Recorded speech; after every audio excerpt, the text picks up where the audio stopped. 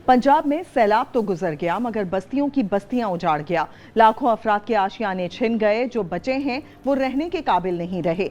जलालपुर, पीरवाला, मुजफ्फरगढ़, लियाकतपुर, कबीरवाला में सैलाब के बाद ताहाल जिंदगी मामूल पर ना आ सकी। तफसीलात इस रिपोर्ट में। पंजाब में सैलाब ने सब कुछ उजाड़ दिया। कच्चे मकान बह गए। जो बचे हैं वो भी रहने के काबिल न रहे। जलालपुर पीरवाला के मशरिकी इलाकों में 8 मौजाजात से ताहाल पानी ना निकल सका।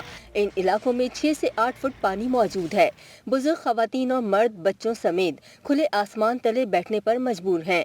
शगाफ के बाइस बंद मोटरवे M5 सतर में रोज भी बहाल न हो सकी। मुजफ्फरगढ़ रेत का मैदान बन गया।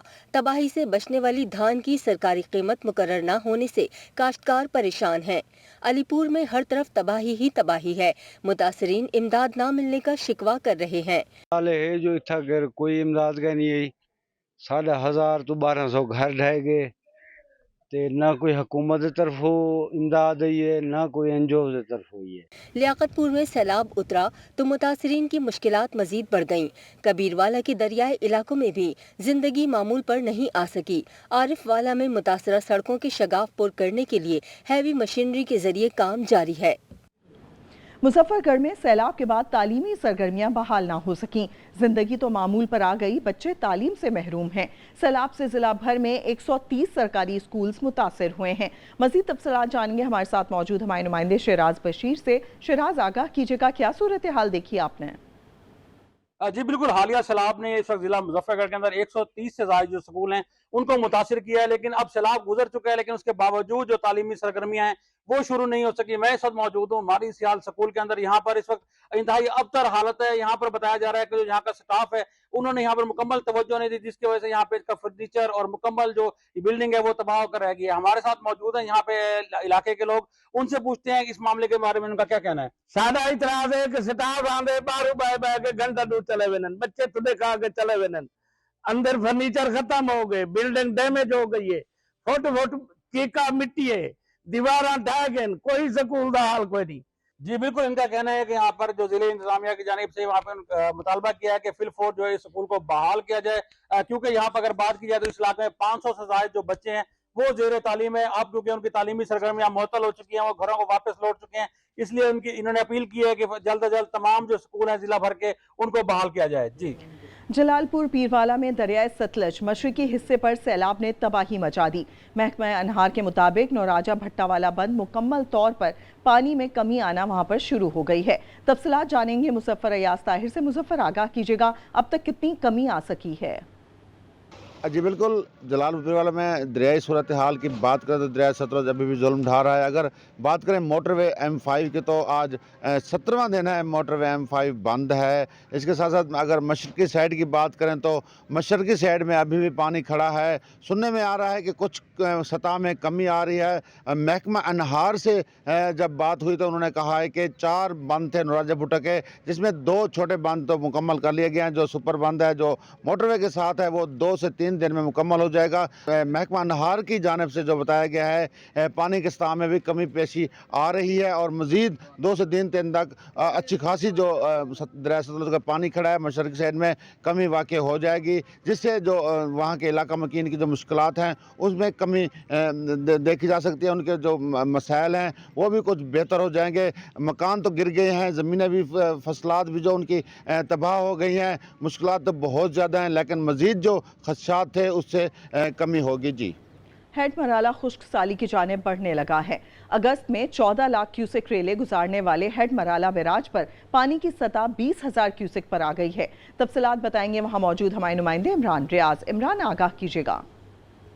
जी बिल्कुल, दरिया चनाब हेडमराला के मुकाम पर मैं इस वक्त मौजूद हूँ। अगस्त के महीने में मजमूई तौर पर 14,50,000 क्यूसेक के सैलाबी रेलों को गुजारने वाला दरिया चनाब हेडमराला के मुकाम पर इस वक्त मुकम्मल पुरसकून हो चुका है, खामोश हो चुका है। और अगर कहा जाए कि दरिया चनाब मराला के मुकाम पर खुश्की की जानब गामजन है और सर्दियों के महीने में दरिया चनाब में खुश्क साली पैदा हो जाएगी, ये कहना गलत ना होगा। एक वक्त ये था कि यहाँ पर सारे के सारे स्पिलवेज खोल दिए गए थे और बड़े सैलाबी रेले का यहाँ से गुजर हुआ था। और उसके बाद अब जो राइट नाउ की सिचुएशन है वो ये है कि आज के दिन में यहाँ पर जो क्यूसिक है वो सिर्फ और सिर्फ 20,000 क्यूसिक का इखराज किया जा रहा है। और इस बात के बहुत ज़्यादा चांसेस हैं, ये सारी सूरत हाल इस जानब इशारा कर रही है कि सर्दियों में दरिया चनाब में एक बड़ी खुश्की की सूरत हाल जो है, खुश्क साली की सूरत में इसका सामना करना पड़ेगा। बहुत शुक्रिया इमरान, हमें अपडेट करने के लिए। आगे बढ़ेंगे। कसूर में दरिया सतलज का पानी उतरने के बाद काश्तकारों की कीमती ज़रूरी मशीनरी भी पानी से निकल आई है।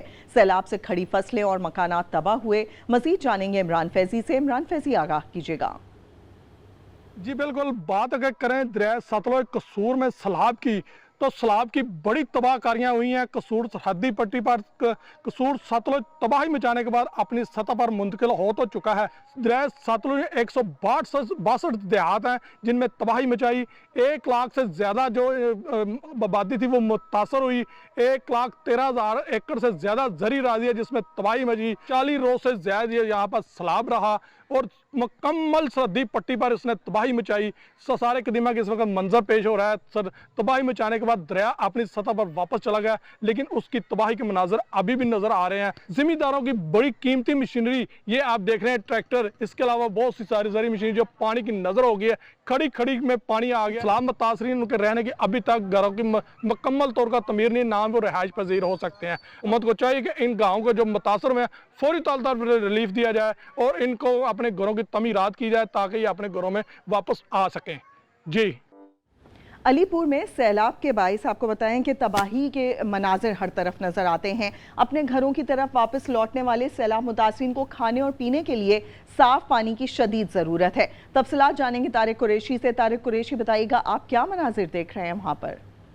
जी, हालिया सैलाब ने अलीपुर के अंदर बड़े पैमाने के ऊपर जो है वो तबाही मचाई है। लाखों लोग जो है वो उससे मुतासिर हुए हैं और वहीं पर जो है लाखों एकड़ पर खड़ी जो फसलात थी वो तबाह हुई है। अब जैसे जैसे जो है पानी की सतह में कमी होती जा रही है, लोग अपने घरों की तरफ जो है ना नकल मकानी शुरू करती है। ऐसे में जो है हुकूमत की जानिब से भी और मुख्तलिफ फलाही तंजीमों की जानिब से भी उनके रिलीफ के लिए जो है अपनी अपनी सतह पर जो है वो लोग काम कर रहे हैं। यहाँ पे एक ऐसे शख्स भी हमारे साथ मौजूद हैं जो गुज़िश्ता 23 दिन से जो है वो सैलाब मुतासरीन के लिए खाना तैयार करके उनके घरों तक भी पहुंचा रहे हैं और यहाँ पे उनको तकसीम भी कर रहे हैं। अल्हम्दुलिल्लाह 23 दिन से हम 22 या 23 दिन से अपने अलीपुर के वासियों को, भाइयों को तकरीबन 4,000 के करीब हम खाना अल्हम्दुलिल्लाह डेली बेसिस पे प्रोवाइड कर रहे हैं और हमारी टीमें मुख्तलिफ बस्तियों में जाके उनको खाना दे रही हैं। इतने लोग मजबूर हैं जो कुक फूड के लिए इतने परेशान हैं कि जिसकी कोई इंतहा ही नहीं है। तो अल्हम्दुलिल्लाह हम कोशिश कर रहे हैं कि जितना ज़्यादा हो सके मजीद इसको चलाएं। जहाँ जहाँ पे लोग अपने घरों के अंदर मुंतकिल होते जा रहे हैं वहाँ पे पानी का बहुत ज़्यादा मसला है। वहाँ पे जो है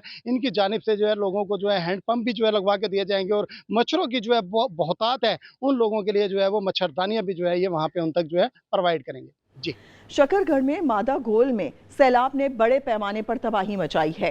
हर तरफ खेतों में कई फीट रेत और पानी जमा है। मुतासरीन हुकूमती इमदाद ना मिलने का शिकवा करते नजर आ रहे हैं। तफसीलात जानेंगे राना इश्तियाक से। राना इश्तियाक, बताइएगा मुतासरीन क्या बताते हैं? जी बिल्कुल, सैलाब तो गुजर गया मगर सैलाब अपनी तबाहकारी निशानियां पीछे छोड़ गया। शकरगढ़ और करतारपुर के गिरदोनवार जो देहात हैं, दर्जनों देहात और सैकड़ों ज़मीनें, जो एकड़ ज़मीनें, फसलें वो तबाह हो चुकी हैं। हमारे साथ इस इलाके के जो मुतासरीन हैं, जो किसान हैं, वो उनसे ही जान लेते हैं। मेहरबानी है हुकूमत दी जे साडी मदद करे ते अगों कणक वास्ते भी नहीं असीं काबल, इस करके भी पद्धरी हो ते फिर ਅਸੀਂ ਕਣਕ ਨਹੀਂ ਬੀਜ ਸਕਦੇ, ਲਿਆਦਾ ਸਾਡੀ ਹਕੂਮਤ ਜਿਹੜੀ ਹੈ ਸਾਡਾ ਨਿਤਾਵਨ ਕਰੇ। ਸਾਡੀ ਮਿਹਰਬਾਨੀ ਖਿਦਮਤ ਸਾਡਾ ਹੈਲਪ ਕੀਤੀ ਜਾਏ ਤੇ ਉਠਾ ਕੇ ਸਾਡੀ ਕਣਕ ਬੀਜਣ ਦੇ ਕਾਬਲ ਜ਼ਮੀਨ बनाई जाए। उनका ये कहना है कि हमारी जो सैकड़ों एकड़ फसलें वो तबाह हो चुकी हैं। वहाँ पर तकरीबन 3-3 फुट जो रेत है वो पड़ चुकी है, जिसकी वजह से हम आने वाली जो फसलें हैं वो भी नहीं उगा सकते। तो हमारी आला हुकाम से दरख्वास्त है कि इस रेत को उठाकर तब हमारी जो ज़मीनें हैं उसको बेहतर किया जाए ताकि हम अपनी फसलें उगाकर अपना जो रोज़गार है हम अपना चला सके।